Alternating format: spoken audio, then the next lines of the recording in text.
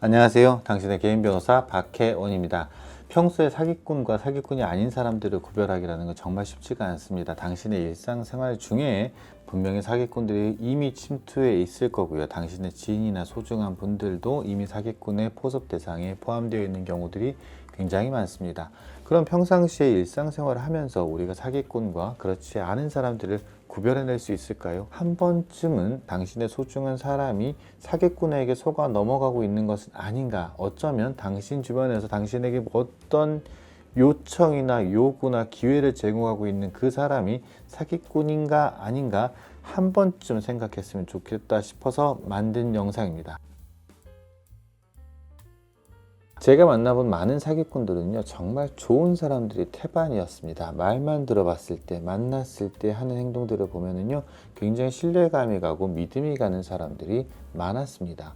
평소 사기꾼들의 특징 첫 번째는요, 바로 사소한 약속들을 잘 지킨다라는 것입니다. 그 약속들을 지켜나가면서 나는 약속을 잘 지키는 사람이야를 여러 차례로 각인을 시킵니다. 반대로 당신께서 어떤 사소한 약속들을 어겼을 때에는요, 품어주는 척, 내지는 지적하는 척 하면서 사기꾼 자신은 약속을 잘 지키는 사람인데 너는 그래도 좀 약속을 안 지키는 것 같아 라는 식의 관계들을 형성해 나가는 경우들이 많습니다.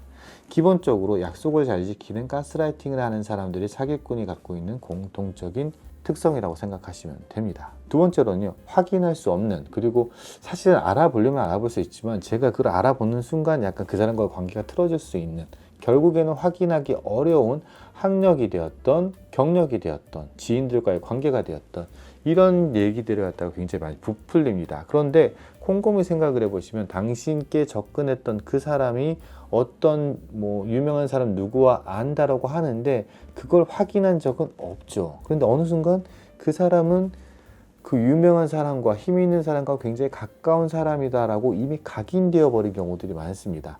그런 사람들은 조심하셔야 됩니다. 아버지의 사돈의 팔촌이 건물주다, 실질적인 건물주가 얘다 라는 식으로 되어 있지만 정보를 확인할 길도 없고 정말이야 라고 의심하는 순간 당신이 매장당하는 경우들이 발생할 수 있습니다.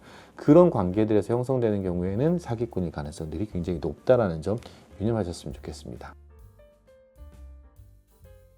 세 번째는요, 여러 명의 사람들이 그 사기꾼을 동시에 알고 있다고 가정을 할게요. 당신의 지인분들도 그 사람을 다 알고 있습니다. 그런데 그 사기꾼으로 의심되는 그 사람이 당신에게만 유독 더 친절하고 특별하게 대해줍니다. 그 사람은 약속을 잘 지키는 사람인데다가 경력이 됐든 학력이 됐든 자력이 됐든 당신보다 더 우위에 있는 사람인데 그 우위에 있는 사람들이 당신 주변에 있는 많은 사람들보다 당신을 조금만 더 특별하게 대해준다 그러면 당신은 그 사기꾼과의 관계를 더 유지하기 위해서 오히려 노력하는 쪽으로 가버릴 수도 있고 특별해지는 관계들 때문에 우쭐하실 수도 있거든요. 이런 관계들 잘 엮어내는 사람들이 사기꾼의 특징이더라고요. 네 번째, 사기꾼은요, 그 먹잇감에 대해서 어디가 아픈 부분이고 어디가 피하고 싶은 부분이고 어디가 조금만 긁어주면 욕구가 확 올라올지 이런 것들에 대해서 너무너무 잘 알고 있는 사람이에요. 인간적인 두려움, 가족들에 대한 상처, 경제적인 절실함, 어떤 분들은 굉장히 큰 돈이 갑자기 들어왔다라든지 이런 것들을 너무너무 잘 알고 있거든요. 그 먹잇감이 어떤 먹잇감인지에 따라서 사기꾼들의 사냥 노하우나 사용되는 도구들이 달라지기 때문에 항상 사기꾼들은 내가 잡으려고 하는 그 먹잇감이 어떤 특성을 갖고 있는지에 대해서 너무너무 잘 알고 있습니다. 당신의 약점, 당신의 비밀, 당신이 숨기고 싶은 것들, 당신이 자랑하고 싶은 것들에 대해서 너무나 잘 알고 활용합니다. 다섯 번째, 사기꾼은요, 돈에 대해서 이런 관점을 갖고 있습니다. 과거에 사기꾼은 돈이 굉장히 많습니다. 현재도 많은데 다만 현재 이용할 수 있는 자금이 조금 부족하거나 투자할 수 있는 자금들이 조금 부족하거나 아니면 당신에게 투자할 수 있는 기회를 주고자 하는 호의를 베푸는 사람들로 포장을 합니다. 돈이 많은데 특별히 당신을 위해서 기회를 주거나 지금 잠깐 묶여있기 때문에 당신의 도움이 조금 필요하면 이만큼의 수익을 주겠다. 이 수익도 어마어마하게 주지 않습니다. 다른 사람보다 조금 더 배려하면서, 그러면서 결정적인 거는요, 요 시간이 지나가게 되면 당신에게 굉장히 큰 수익을 줄 수 있다라는 어떤 확신들을 넌지셔줍니다. 막 저처럼 눈을 보면서 막 다다다다다 얘기를 하면서 설득을 하는 게 아니고요, 그런 분위기들을 이미 형성을 다 해놔 버렸습니다. 특히 만약에 당신의 소중한 지인이 이미 그런 꼬임이 넘어가가지고 그런 돈들을 건네준 상황이라 그러면 그 지인을 신뢰하고 있는 당신에게 와가지고 똑같은 방식으로 돈을 뜯어가는 것들은 너무너무 쉽거든요. 기억하세요. 돈이 많은 사람입니다. 경제적인 능력, 사회적인 지위 같은 것들이 확고한 사람인데 현재 이러이러한 사유 때문에 당신의 돈을 조금 원하는 것 뿐입니다. 그게 끝나고 나면 미래에는 어마어마한 수익 내지는 조금의 수익이지만 꾸준히 발생할 수 있는 장기적이고 안정적인 수익을 주겠다라고 당신을 유혹하는 경우들이 많습니다. 6번째입니다.